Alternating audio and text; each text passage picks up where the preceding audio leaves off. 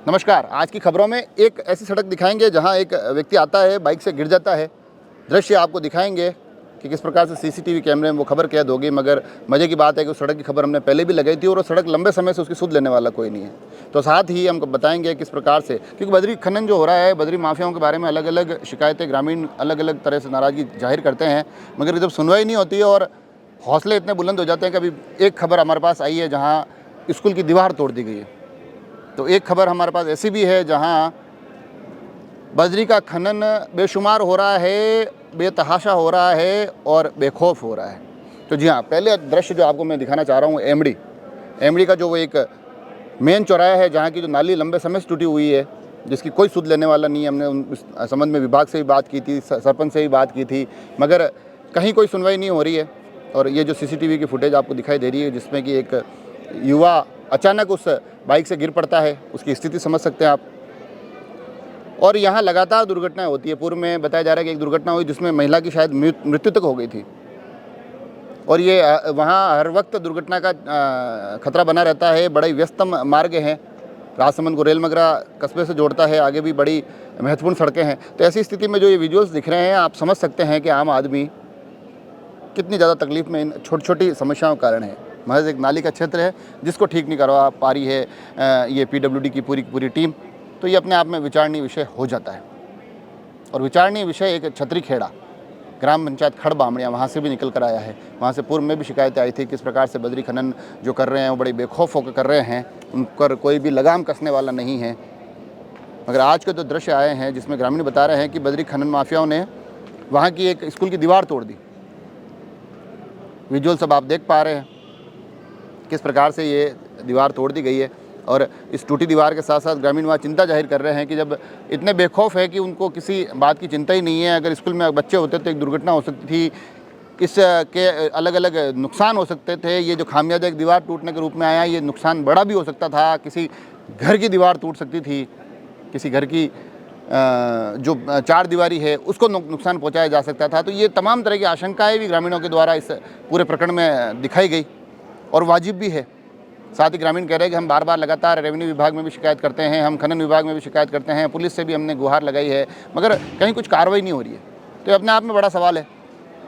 तो आखिर ये जो दृश्य आ रहे हैं स्कूल की इस दीवार के टूटने के, जाँच की जानी चाहिए, सच्चाई पता करनी चाहिए। और जैसे ग्रामीण कह रहे हैं बद्री माफियाओं ने अगर तोड़ी है, अगर ऐसा भी है तो इसकी भी पुख्ता जांच हो और जो दोषी हो उनको सज़ा मिलनी चाहिए। और ये जो बद्री खनन है कितना बेखौफ हो रहा है, उसके कुछ दृश्य हम आपको लिए चलते हैं। मंडावर ग्राम पंचायत तासोल का एक गांव है मंडावर, वहाँ के जो दृश्य आप देख पा रहे हैं किस प्रकार से खेत के खेत खोद डाले।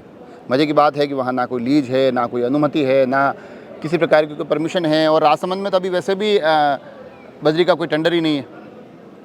मगर टेंडर की ज़रूरत किसे है जब किसी को कोई डर ही नहीं है, जब कोई टेंशन ही नहीं है, तो टेंडर की ज़रूरत भी नहीं है। आखिर क्यों इन प्रक्रियाओं में पड़ना, टेंडर हो, फिर हम लीज करें, हम रॉयल्टी चुकाएं, ये सब क्या, इन बातों का विशेष मतलब नहीं है। सबसे बढ़िया है अपनी दबंगई दिखाओ, बिना प्रशासन बिना पुलिस के डर के बेखौफ होकर खनन करो, गांव के गांव खोद दो। और ये जो तासोल के पास मंडावर गांव के जो दृश्य अब आप देख पा रहे हैं ना, ये दृश्य तो सड़क के बिल्कुल सटे हुए हैं। कोई ऐसा नहीं कह सकता कि इस दृश्य से नहीं जुड़ा हो, कोई व्यक्ति ऐसा नहीं कह सकता है, कोई भी जिम्मेदार आदमी ऐसा नहीं कह सकता है कि वो नहीं देख पा रहा हो। कहीं कोई रेती की तलहटी में नहीं हो रहा है, कहीं कोई अंदरूनी भाग में नहीं हो रहा है, ये बिल्कुल सड़क के समीप ये सारे के सारे खनन हो रहे हैं। तो अब अगर ये सड़क के समीप इतने बड़े बड़े खनन हो रहे हैं तो फिर अंदाज़ा लगाना कितना आसान है कि ये बेखौफ है तो क्यों है।